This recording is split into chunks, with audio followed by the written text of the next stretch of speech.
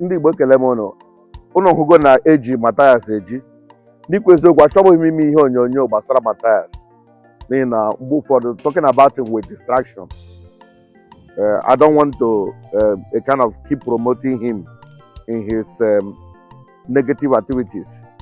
Unu watch on this platform emego m about 2, 3, 4 videos. Enwere nke ndị m kwadoro ihe ọ na-eme mgbe o mere video against Reverend Father Kara somebody here. I support him and make video na agma support here.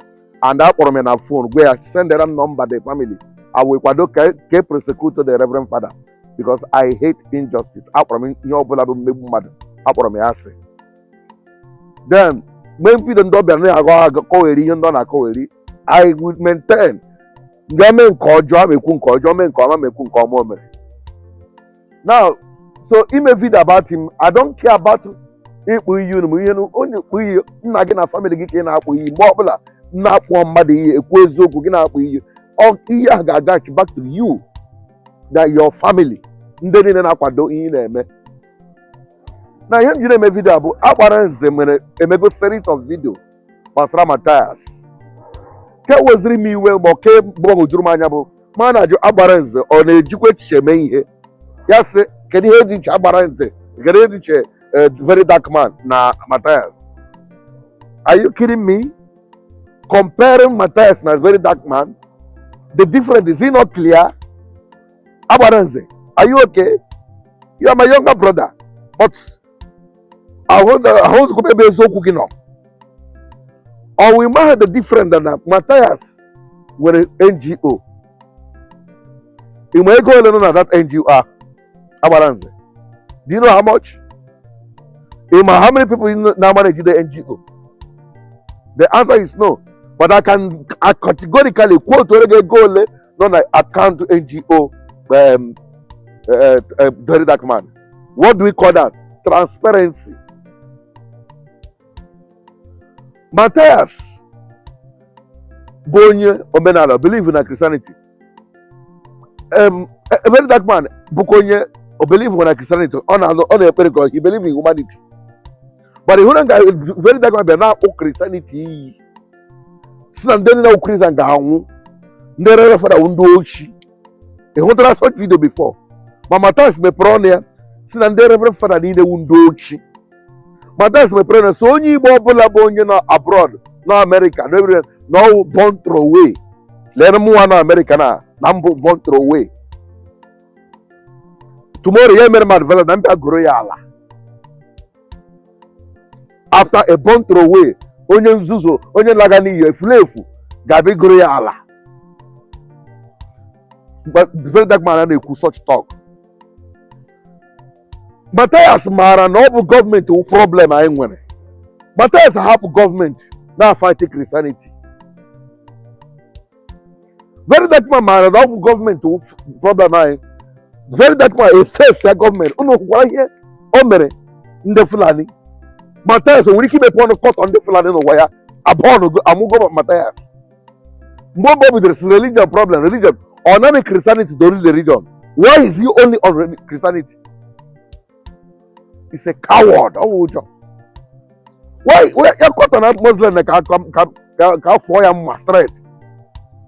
Ya gị gọọmenti ya gụsọrọ ndị mere nke ọma ya na-eto ndị gọọmenti. But wepụ ọnụ taa enwere very dark man si mepe ọnụ ya. Why Akpabio na ije ọ gara gị hụ pope no shameful ya asị ya ma apology ya mee ihe insult karịa ka o mere eme.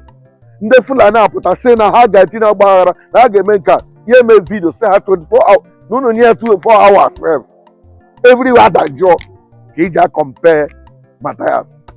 Agbara nze, I'm disappointed in you. I'm very highly disappointed. Asị m na Mathias anaghị eme ihe ọma mana ịbịa compare with this young man to Mathias. Mathias is going to make onye isi na-adịcha mma. Even a woman can make a video. Can we just be reasoning? Gonna compare Mercedes trailer na Volkswagen na how with the same. Abba. I like it so much, but I want na what the more Mathias abhala gini me. So be careful. Now, going to ihe mere Joe Jide Mathias.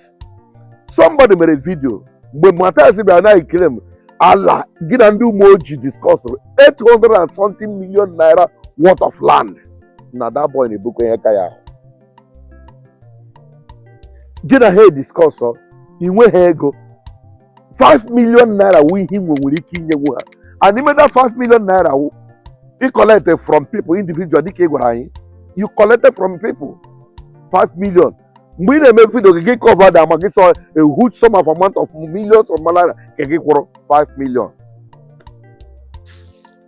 ọwụrụ ka isi enwezi ihe ego gị ọwụ ama m na Chineke mere ebere now gị eme video na-agwa ha na ị ga-akpọpụ ha court na-abara ndị ụmụ ojii mba even mention one figure a maara ama na respect na mmadụ akpọ Mathias bring down the video Mathias ignore na a ga-aga court a ga-aga prison a ga-aga mkpọrọ na anwụchiela ya na unu na-eme video na-asị release ya I will never say ka keep praying that God forbid this is my see our Igbo brother but ị na-asị na nna m sị kwere na ọmụ anwe ma gị riwe ọnwụ gị dọrọ m ihe nsọ nke gị kwere na ọmụ anwe ma gị rie confirm that Mathias messed up but yọọ mba mgbaghara ọnwụ gị esi gịnị ka o mere ndị ji ahapụ ya kwuo ihe o mere ị na-emere vidio ka esi release ya mgbe ọ na-eme vidio na-akpọ ndị mmadụ iyi na-ekwu kọtọchi ihe ọ na-akọtọchi ị na-anụkọta gị kpọkwa esi Mathias emezila ọ him like this guy young man wo IB is a man of truth any day anytime IB wụ onye omenala ọ na-asọpọtụ Mathias but ọwụ ihe nne Mathias mere ka ọ na-asọpọtụ enwere mgbe o mere vidio na-akọtọ ndị ọ na-akọtọ IB eme vidio sị mba emere otu a ihe a onye mmadụ na-ekwu okwu Uncle IB up you for that video because I'm gonna go Mathias I got this level you may be against somebody but use your ishigi mee ihe bara uru so I'm say all this way on na abịa akọtọchi ndị na-eme vidio na onwe ụbọchị mere Mathias emetakwa nke ọnwụ n'ime amaham mana ọnwụ n'ime ya na na-ekwu ugbu a hapụ na ya release him elerichana my dear brother irikwu ozi okwu ka na-aghọta so Mathias agbago onwe ya egbe n'ụkwụ ya tikọrọ ya egwu ya gbaa ya ọ gbachaa ya biko hapụ na ya ma bụrụ na obi n'iru akwụkwọ a otu ụbọchị ọcha m n'isi ama akpọlikwe Mathias ka ọ kọwara m ebe m nwe onye ori ama m ndị Igbo no na-emere ihe ọma I know how many of them ana m etinye nke m n'iru akwụkwọ otu m nwa chimchi aga ama mmadụ ole m bunyegoro ụgbọala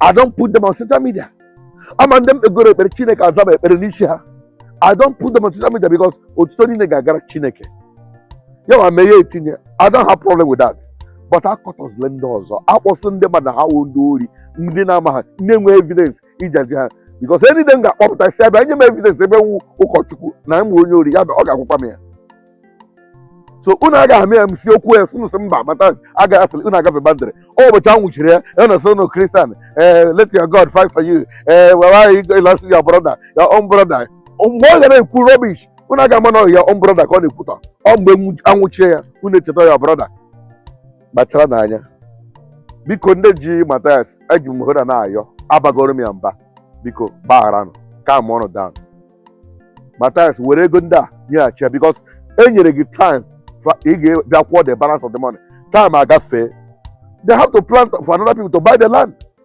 all you need to do is go and request for your money or ha nyekwe gị more time ma gị were ego gaa gị bịa na-eme vidio na-abụrụ ha na-etere ha na aka abụọ efuele gị azụ agwụọla gị ofu gị bịa na-eme vidio na-akpọ anyị si bịa mee process for him pro gịnị ọ dịkwa ka one of the video m mere sị Ekwulora Mathias and Los Deus Abba. Maybe I will make another video to tell you the difference is very clear. Kegwa no wogi makwama. Ma ọ bụ just out of mkpọrọmachi gunu na akọ iri. Obi adị m mma, agbalị just kpaso m iwe. Mathias ha gbaghara ya ya pụọ mana Mathias were nwayọ. Ya were nwayọ ka ofe dị ọkụ zuoro ya niile. Ọ bụ na Mathias bụ onye na-ekwu nwa ka ekuzi so ndị gị na-azụ ya ala. Because they believe him, he develop ala Igbo.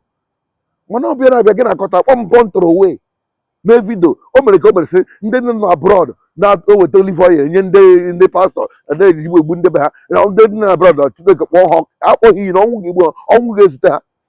Kedu onye na abroad na-egotere ndị pastọ olive oil ndị nọ na UK gị na-eme ọ na ya bụ ahụ na-akpọ isi adị unu mma Jizọs Kraịst na onwe ya na-agwọ ndị ọrịa. Otu ndị maazị ya bụ Luke bụ onye dọkịta, medical doctor. Onwe nke Christianity that gets medical doctor.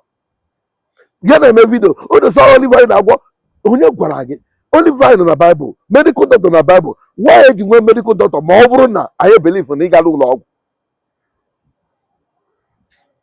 Sensị unu furu efu ya lọtawa ekpere m n'isi unu. Biko wepụrụ kamera n'ihu m gbapụ ya.